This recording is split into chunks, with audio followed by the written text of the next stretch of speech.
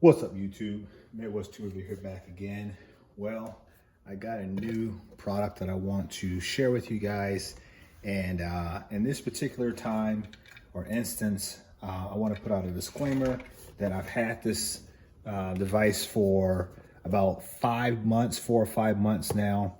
So I've got a lot of chance to play around with it, and I do endorse it based upon having used it for a while and got to see what it's all about. So without further ado, let's go ahead and get into it. So this is the Sansisco brand endoscope, borescope, whatever you want to call it. It's got a 4.3 super LCD screen. It's got what they call Blue Art 2.0 technology. I'm not familiar with that. Semi-rigid cable is very rigid in my opinion. 1080p, that's questionable. IP67 rating, that's good to have it. And high performance lithium battery, which I can attest to. The part number is DS350. It is a dual 2 megapixel fixed focus camera. So this one here was sent to me by Sansisco, and I needed it is made in China, by the way.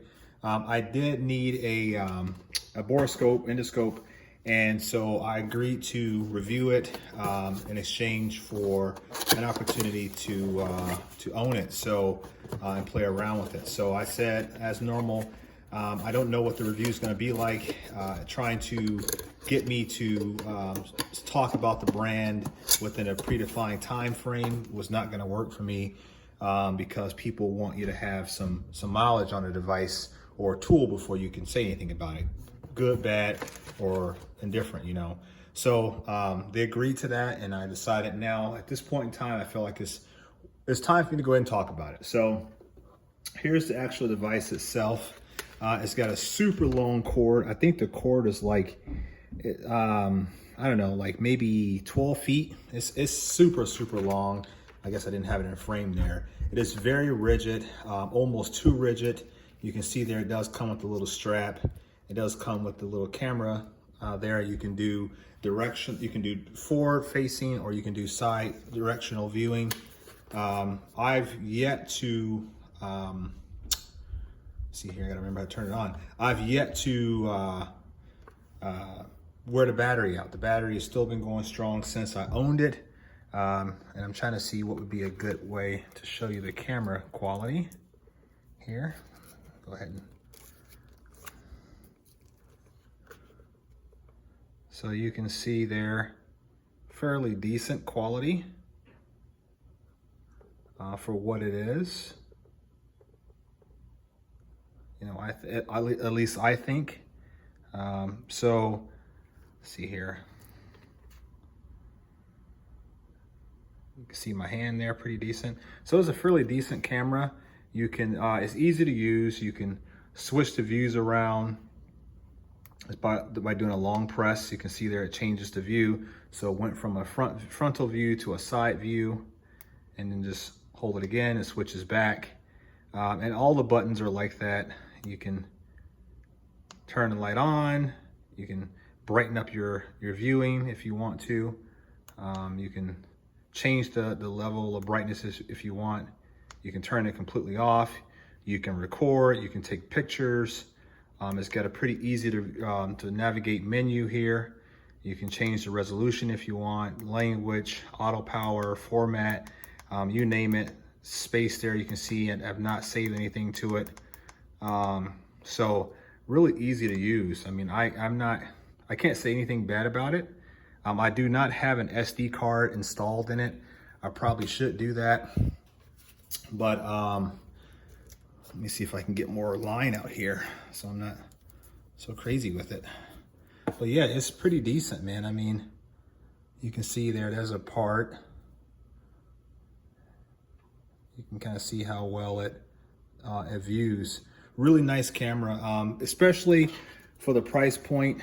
You have to go to Amazon and get there. I'll put the price point down in the description, because I know they're sold on Amazon, and check them out. I think I have a discount code. I'll find out about that too. I think I do. I have to double check, but I think I have my discount code. It's been so long. they're probably mad at me that it's taking this long to do it.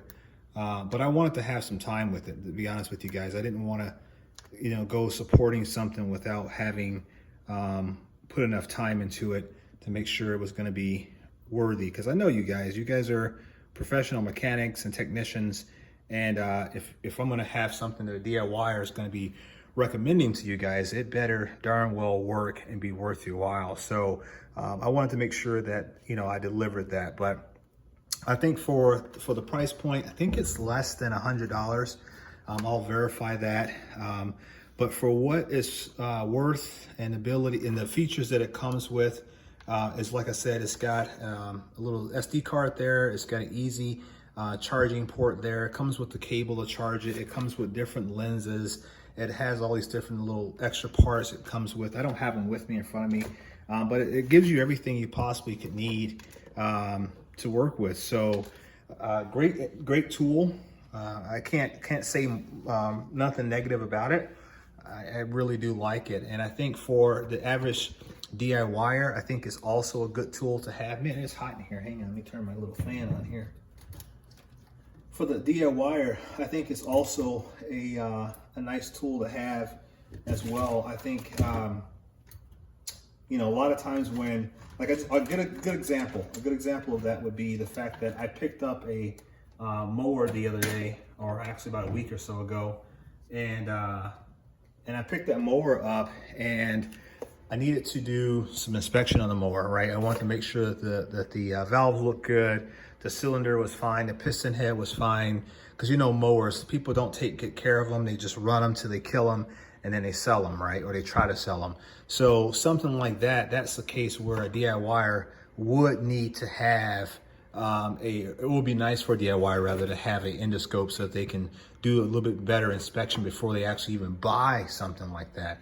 Now, granted, I didn't do that. I probably should have, hindsight 2020, but I didn't do that, even though I did have the device. So this is something that's really cheap. It is part of your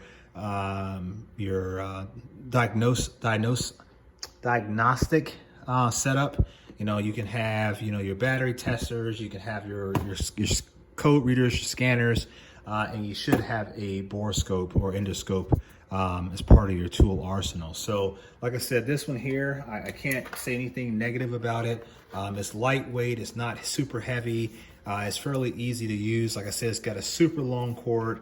I know I have the let me see, hang on a second. Let me see if I still have the owner's manual for it in my shop over here. I've got stuff everywhere. I got another review I've got to do too for that Top Don battery tester. That thing is also super awesome, and I was really impressed with it. So I'm going to be doing that one as well. I try the product reviews. I'm kind of weary of them. Like I said, I like to do them, but at the same time, I don't like to do them because, most times people look at them and they say, well, you're doing a product review, you're doing it so you can get some free stuff, right? And while that is part of it, yeah, let's be honest, right? Everybody likes to have a free tool here and there. It potentially can potentially sway your opinion about it. So you have to be very honest with yourself. Couldn't find a book, by the way. Could be very honest with yourself and also very honest with your viewers, so that you're not basically trying to sell off a bill of goods. And so with that, I've learned to, if I'm going to take something in on a review agreement, I'm going to state the terms of that agreement to the manufacturer up front. So if they like it, great. If they don't, kick rocks.